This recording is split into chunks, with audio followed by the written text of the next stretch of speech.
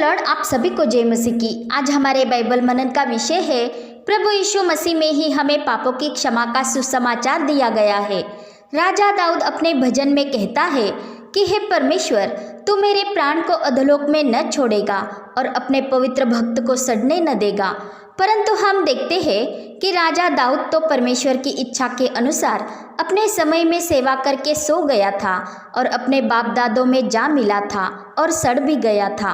परंतु हम जानते हैं कि राजा दाऊद के द्वारा यह भविष्यवाणी परमेश्वर के उस पवित्र पुरुष के लिए की गई थी जो राजा दाऊद के घराने से ही आने वाला था, और जिस रीति से उसके जन्म के विषय पवित्र आत्मा से प्रेरित होकर यह भविष्यवाणी करते हुए राजा दाऊद ने अपने भजन में लिखा कि तू मेरा पुत्र है, आज मैं ही ने तुझे जन्माया है। और इसी रीति से मरे हुए में से जिलाने के विषय भी पवित्र आत्मा से प्रेरित होकर ही उसने कहा कि वह कभी सड़ने न पाएगा। और इस प्रतिज्ञा के अनुसार परमेश्वर ने अपने पवित्र पुरुष को सड़ने न दिया और उसके प्राण अधोलोक में न रहने दिए, अर्थात जो हमारे उद्धारक के तौर पर मानव रूप में होकर परम प्रधान के सामर्थ से पवित्र आत्मा के द्वारा कुंवारी मरियम से राजा दाऊद के नगर में जन्मा था। और वह पवित्र पुरुष है हमारा प्रभु यीशु मसीह, जिसने परमेश्वर के स्वरूप में होकर भी मनुष्य की समानता में होकर मनुष्यों के बीच डेरा किया था और परमेश्वर का अगापे प्रेम हम पर प्रकट किया था। परमेश्वर के राज्य की सारी बातें बता दी थी और परमेश्वर की योजना के अनुसार ही वह जगत के पापों का प्रायश्चित ठहरा,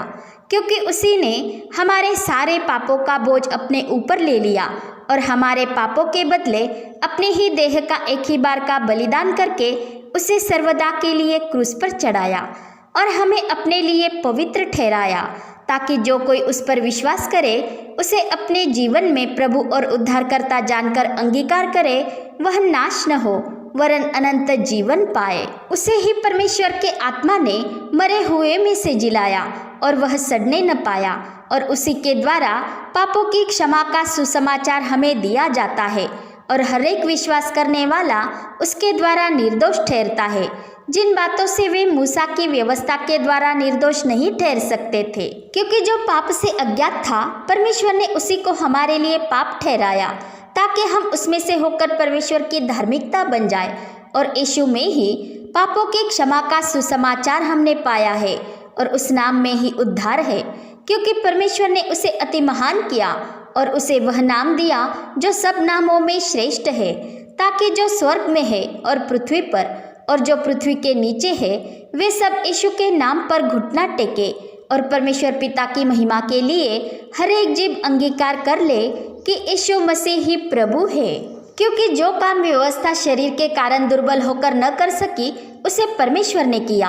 अर्थात अपने ही पुत्र का पापमय शरीर की समानता में हमारे पापों के लिए बलिदान करके उस शरीर में हमारे पाप पर दंड की आज्ञा दी और हमें पाप और मृत्यु की व्यवस्था से स्वतंत्र कर दिया, इसलिए कि नियम शास्त्र का आचरण हम में पूरा हो।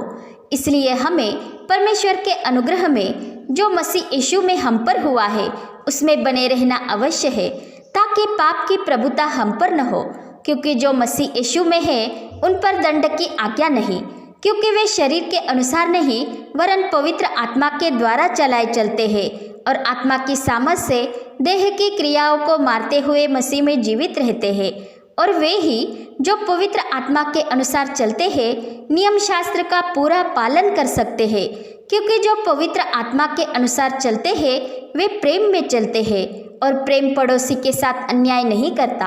प्रेम कुछ भी बुराई नहीं करता। इसलिए जो प्रेम रखता है वो ही नियम शास्त्र का पूरा पालन करता है, क्योंकि उस प्रेम के द्वारा ही परमेश्वर उसमें बना रहता है और वे ही प्रभु यीशु मसीह के चेले ठहरते हैं। इसलिए यदि कोई जानबूझकर ही पाप करते रहे तो वे अनुग्रह के आत्मा का अपमान करते हैं और दंड के भागी हो सकते हैं, क्योंकि वे वाचा के लहू को ही अपवित्र जानते हैं जिनके द्वारा वे पवित्र ठहराए गए थे। तथा ऐसे जन शरीर की वासना के अनुसार चलते हैं, जो वासना परमेश्वर के नियम शास्त्र के अधीन नहीं होती और न हो सकती है। इसलिए हम पवित्र आत्मा के अनुसार ही चले तो ही हम उसका विरोध कर सकते हैं और मसीह के वचन पर चलते हुए परमेश्वर की मर्जी को पूरा कर सकते हैं और परमेश्वर के मन के अनुसार बने रह सकते हैं। पिता परमेश्वर का प्रेम, प्रभु यीशु मसीह का अनुग्रह और पवित्र आत्मा की सहभागिता हम सभी पर बनी रहे।